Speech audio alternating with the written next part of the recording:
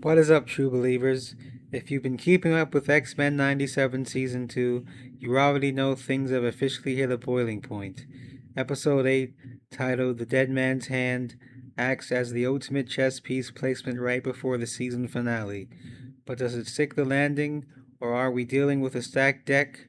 Let's break it down segment by segment. Let's start with a quick tour of the chaos. The Dead Man's Hand opens with a deceptive moment of levity. The team gathered around a poker table, a classic nod to Star Trek The Next Generation vibes that the show loves. But that calm is instantly shattered when Cable and X-Force barge in, bringing terrifying news.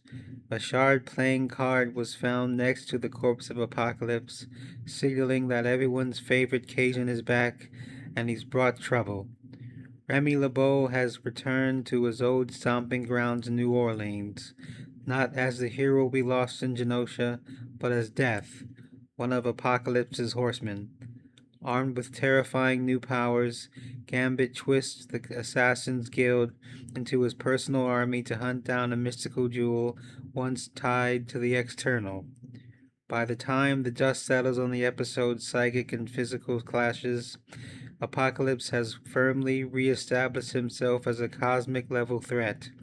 The X-Men have been forced back together, and X-Force is left deeply paranoid that Remy isn't truly back. It leaves us hurtling toward a massive, high-stakes season finale. Now let's talk about the emotional anchor of the episode, Gambit. Usually, in superhero animation, when a beloved character is resurrected and turned evil, we get the standard Winter Soldier routine. They're mind controlled, punch their friends for 20 minutes, and then a quick zap or a tearful speech brings them back to normal. X-Men 97 completely subverts this trope. Thanks to the stellar voice work from AJ Lakosia and Lenore Zan, Death Gambit isn't just a mindless puppet. There's an underlying tragedy and a haunting sorrow to his execution. Lakosia strips away the cocky, swaggering one-liners of old Remy, replacing them with a chillingly soft-spoken menace. It treats the brainwashing not as a simple switch to be flipped, but as a violation of the soul, making his dark transformation feel heavy, earned, and genuinely unsettling. If Gambit is the weapon, Rogue is the bleeding heart of the episode.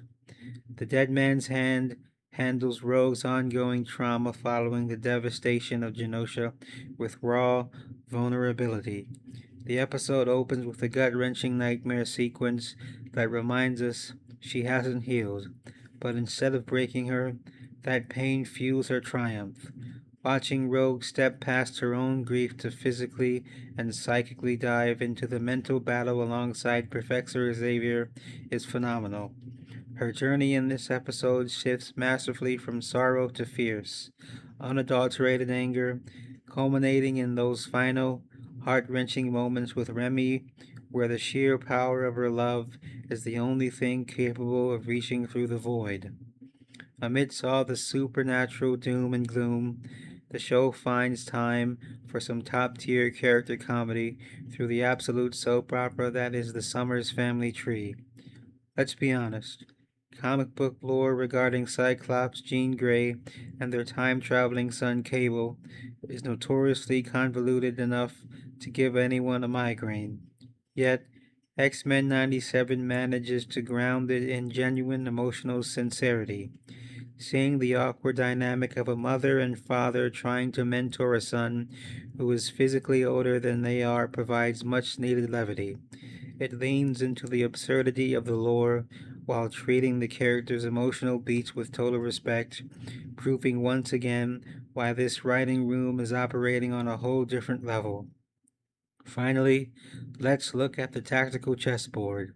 The Dead Man's Hand forces a temporary, highly volatile alliance between the main X Men roster and Cable's ruthless X Force.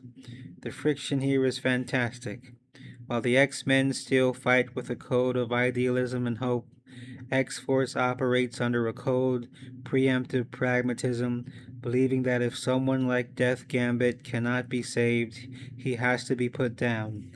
This ideological fracture drives a wedge right when the mutants need unity the most.